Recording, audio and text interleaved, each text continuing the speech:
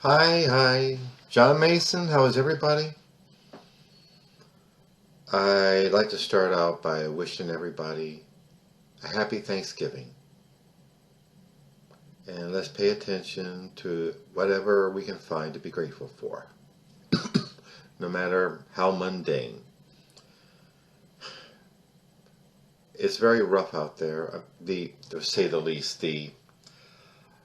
The pandemic is spiking, and there are restrictions on dining and drinking establishments operating so that people don't spread the virus. We have the virus is real. It is nothing to be played with. Wear the mask, wash your hands, do the social distancing, all that fun stuff. Do it for the good of everybody, and none of this rugged individualism crap. I mean, it's just propaganda. A doctrine. It's not a doctrine. It's just a phrase to be bandied about. It's It's just a concocted phrase that people use it as an excuse to be selfish assholes. And hopefully you'll be able to enjoy some fun time with some of your family in this holiday and the rest of the holiday season. And one thing I'm thankful for is that we have elected an intelligent, compassionate man as our president, as opposed to what's-his-face and still looking around the White House for the next couple of months. And behind every great man is a great woman, namely his soon-to-be Vice President Kamala Harris, the first female Vice President, also first African American, and first one of Asian descent. So, a lot of firsts. Much assertion by communities of color in this election season. We have 10 Native American people elected and re-elected to the House, and we have increase in LGBTQ people elected to Congress and in state legislatures, like the trans woman elected to the Delaware State Senate, and the non-binary African American Muslim person elected to, of all places, the Oklahoma State Senate. So that just shatters the stereotypes about red states and blue states. And communities of color have also handsomely advanced in these lower level offices. But that's where the talent begins. I mean, a rock and roll band doesn't start off at having a video of VH1. They start out playing little clubs in the area until they get their break. That's the anthology I have to these activists who take on these congressional and state legislative positions. There are no insignificant offices in this country. Your local city council, your county row offices, your township supervisors, your state legislatures, your school boards, your House seats in the U.S. House of Representatives are all as important as President of the United States. They're all important. Don't look down on them. They are significant. They're how these candidates prepare themselves for higher level offices if they so choose to go there. That is what gets things done. Grassroots activism.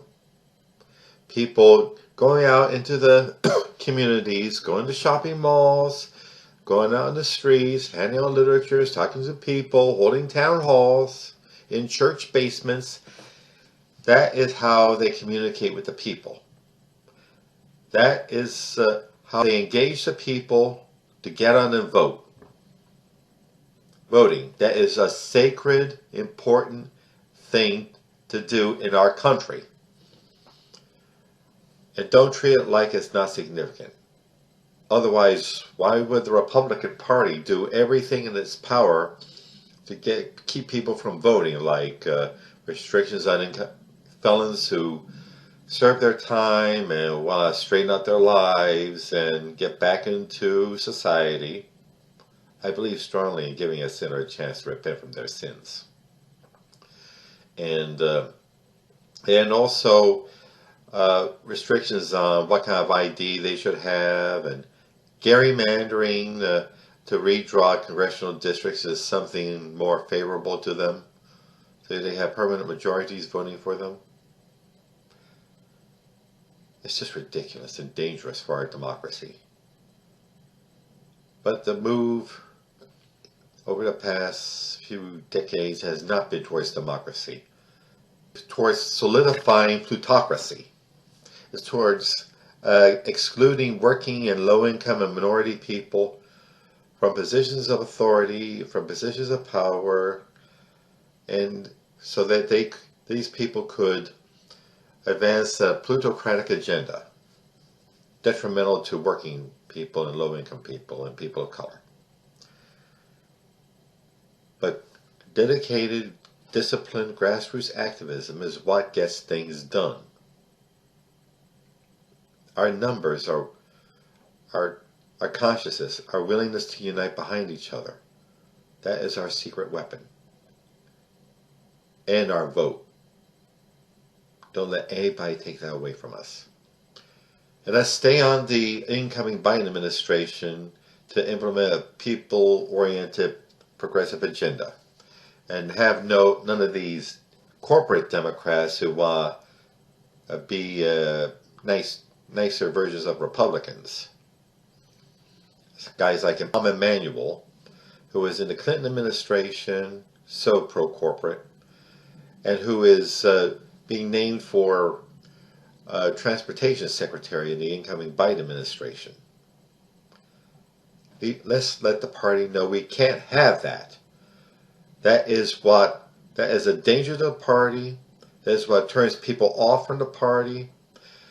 We need a progressive candidate with a progressive agenda for the by and for the people. That's what we need.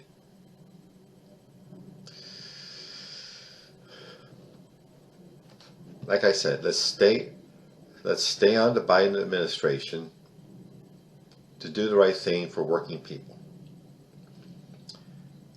I say the incoming Biden administration because, in spite of the silly shenanigans the Trump campaign is posing to try to stop the recount of votes, some are silly, like going to court. Some are silly, some are downright dangerous, like mob of dangerous armed Trump fanatics trying to storm these facilities where votes are being counted to try to stop the votes, and death threats against election officials. That is not conducive to democracy. But I'm afraid they're going to be treated with kid gloves. Going to be treated easily. Like, don't do that. Because they're white, because they're so-called Christian, and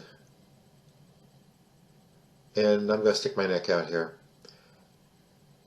Christian, conservative, white people have been so privileged for so long.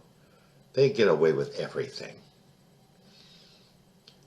And these people storming the election count centers were people of color or working people or anywhere to the left. The police, the army, the navy, and the marines will be on them in a heartbeat and smash them to pieces. No doubt in my mind. But let's stay strong. Let these guys know we will not be intimidated. Their threats do not scare us. They are wimps, cowards, and punks. And we're the strong ones. We're the ones with the backbone. We'll stand up to them, and they'll slink away like the punk-ass coward bitches they are. That's what organizing at the grassroots is about. Working and low-income people and people of color coming together, showing our opponents, the general public, the news media, and ourselves what we're capable of, and we combine together. Share our numbers, share our talents, share our learning, share our concerns, and we occasionally share some drinks together. That is what organizing at the grassroots is about. Showing ourselves and the world our power. And for that, I take my chance in advertising my latest work, my manifesto right here, Under the Worker's Cap, a social and political manifesto where I discuss my experiences in union organized labor activism and my studies of American history and occasionally my common sense. Applying that to grassroots organizing and mutual education. And also my anthology of works, All of the Above. Please look me up to obtain copies. And also please, agitate, agitate, agitate.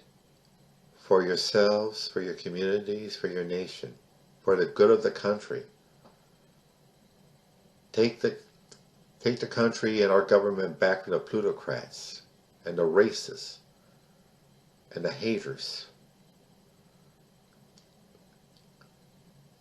And stay safe.